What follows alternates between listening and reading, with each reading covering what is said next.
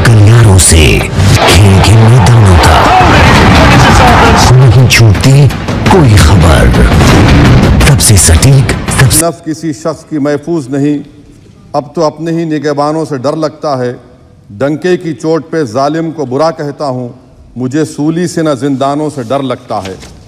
मोहतरम चेयरमैन साहब, मैं आज इन लोगों की तरफ से बोल रहा हूँ जो दिखते तो हैं, जिनके बारे में बात तो होती है मगर उनकी कोई नहीं सुनता। मैं उनके बारे में बोल रहा हूँ जिनके बारे में वज़ीर आज़म मोदी ने कहा था कि घुसपैठी है।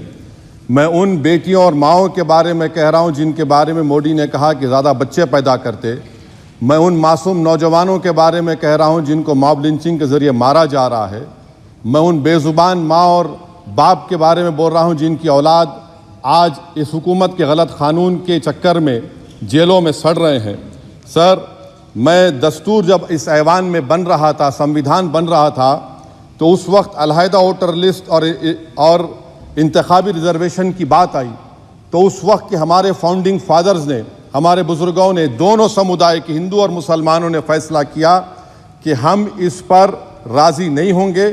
बल्कि उन्होंने क्या कहा था हमारे फाउंडिंग फादर्स ने, उन्होंने मुखालिफत की थी अलहदा वोटर लिस्ट की और इंतखाबी रिजर्वेशन की। उन्होंने कहा था, I quote sir, it is the duty of majority community to ensure that minorities are elected in the representative numbers.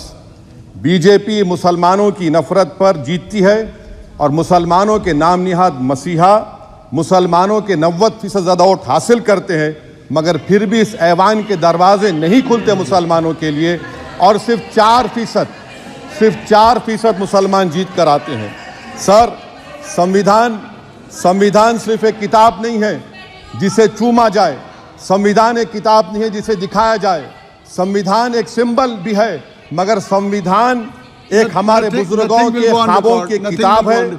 हमारे जमहूरियत को हमारे बुजुर्गों ने इस तरह समझा, हमारे फाउंडिंग फादर्स ने इस तरह जमहूरियत को समझा कि इसमें हर समुदाय और मजहब और समाज के मानने वाले लोगों की राय को शामिल किया जाएगा इस मुल्क को चलाने के लिए। मगर इस ऐवान में सिर्फ 4% मुसलमान जीत कर आते हैं। मैं संविधान से जो मोहब्बत के दावे करते हैं उनसे कहूँगा कि कभी उठाकर पढ़ो कॉन्स्टिट्यूएंट असेंबली डिबेट्स में कि नेहरू ने, HC मुखर्जी ने, सरदार हुकुम सिंह ने माइनॉरिटीज़ के बारे में क्या कहा था। सर, वतन अजीज़ का मुस्तकबिल कैसा होगा जब बीजेपी मुझे गायब करना चाहती है और दीगर हिज़्ब इख्तिलाफ की पार्टियां के लिए मेरा वजूद सिर्फ वोट डालना और अपनी खबर में जाकर सो जाना है। इसीलिए आप देखते हैं कि ये समाजी इंसाफ है सर कि 4% मुसलमान जीत कर आते हैं। सर, इस ऐवान में OBC समाज के MP अब अपर कास्ट के MP के बराबर हो चुके हैं। OBC समाज के MP अब अपर कास्ट MP के बराबर हो चुके हैं और 14% मुसलमान सिर्फ 4% जीत कर आते हैं। CSDS का डेटा ये बताता है कि इस मुल्क में जो वोट बैंक है, जो एक मुश्त वोट डालता है, वो अपर कास्ट का है। मुसलमान का कभी ना वोट बैंक था ना कभी रहेगा। सर, 4 जून के बाद 6 मुसलमानों की मॉब लिंचिंग हुई, 11 घरों को मध्य प्रदेश में मोदी के बुलडोजर ने निस्तो नाबूद कर दिया। हिमाचल प्रदेश में एक मुसलमान की एक दुकान को लूट लिया गया और हिज़्ब इख्तिलाफ की पार्टियों की तरफ से सन्नाटा है। शायद अब वक्त आ चुका है कि लफ्ज़ मुसलमान का नाम लेना भी अब उस पर पाबंदी आयद कर दी जाएगी। सर, मैं ये बात बताना चाह रहा हूँ कि नरेंद्र मोदी को जो मैंडेट मिला है। एक मिनट, आप लोग बैठ जाएं, कृपया आप लोग बैठ जाएं। श्री मनसुख मांडविया जी, आप लोग बैठ जाएं, कृपया माननीय सदस्य बैठ जाएं। श्री मनसुख मांडविया जी, मनसुख मांडविया, कृपया आप लोग बैठ जाएं। अपने प्रारंभिक कृपया आप लोग बैठ जाएं, आप लोग बैठ जाएं। माननीय सदस्य ने अपने प्रारंभिक भाषण में जो शब्द प्रयोग करा है उसको ऑथेंटिकेट करा जाए। और अभी उन्होंने उल्लेख करा कि मोदी के बुलडोजर ने वहाँ मॉब लिंचिंग करा है, उसको भी ऑथेंटिकेट करा जाए। निश्चित तौर से इसको ठीक है। उवैसी साहब, जब भी कोई बात नहीं सर, आप चेयर पर बैठे हैं जी, इसलिए आप मंत्री जी को पेट में दर्द हुआ, माशाल्लाह, शुक्रिया उनका। नहीं, तो सर मैं मंत्री की जवाबदही है ये नहीं, मंत्री इससे बुरी बात क्या है? पेट में दर्द हो सकता है, वो दर्द, ये सब ठीक। अच्छा, दर्द हुआ, चलिए दर्द हुआ, दिल का दर्द हुआ।